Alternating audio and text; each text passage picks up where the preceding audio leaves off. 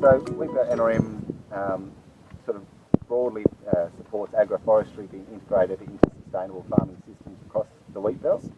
For us, it's about any perennial-based shrub or tree-based systems that fit into an agricultural setting, and that's why I often, as I said, I often include things like brushwood, which is a shrub-based system, or forage shrubs, into the term agroforestry.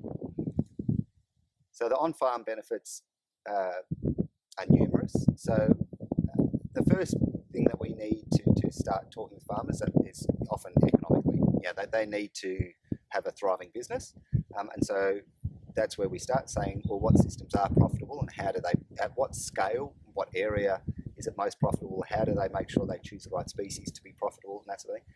But once we get to start working with farmers, and we heard from Connie and Marty earlier today, that it becomes more of a heart and a gut reaction from our farmers. They love having trees in the landscape. My father-in-law's umpteenth generation farmer, and he will plant trees on farm to restore the landscape, to make him feel better about the condition of his farm. And when they're going through, particularly in times of drought, they'll go and walk through a plantation and hear the birds, see the trees flowering.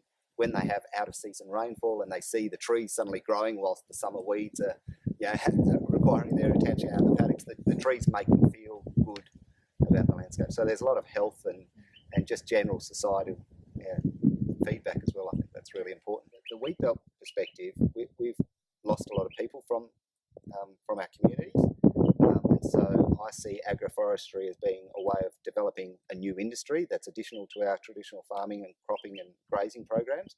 And because it's a new industry, that has a lot of flow-on benefits in terms of, say, the nurseries that need to supply the seedlings, in terms of people being involved in the harvest industry. We've got a new brushwood plantation screen manufacturing business that's started up in Darren, and that's employment opportunities.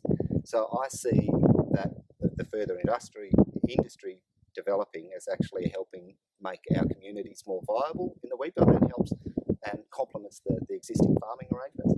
And of course, from an environmental point of view, these tree-based systems, we've lost a lot of vegetation from the wheat belt, and we know that that's had effects on salinity and our biodiversity and that sort of thing. And agroforestry systems have a strong role to play in connecting up and buffering our remnant vegetation, enhancing the biodiversity values, addressing some of the salinity issues in some particular local context, buffering our streams from water quality issues and things like that. So they've just got a really valuable role to enhancing our broader environmental values.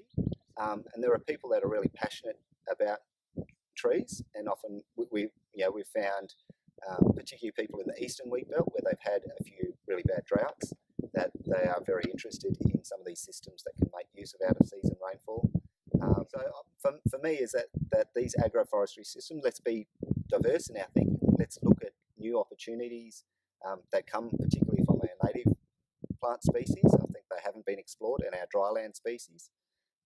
And then let's think about how we can incorporate them into the landscape, not only for the economic returns, but for the broader society, community benefits and environmental benefits that we can get from them. My passion is seeing the wheat belt restored to a really healthy environment. It's one of the few biodiversity hotspots in the world, and I think we don't really value how much biodiversity still remains in the wheat belt. And so let's see what sort of things we can do to help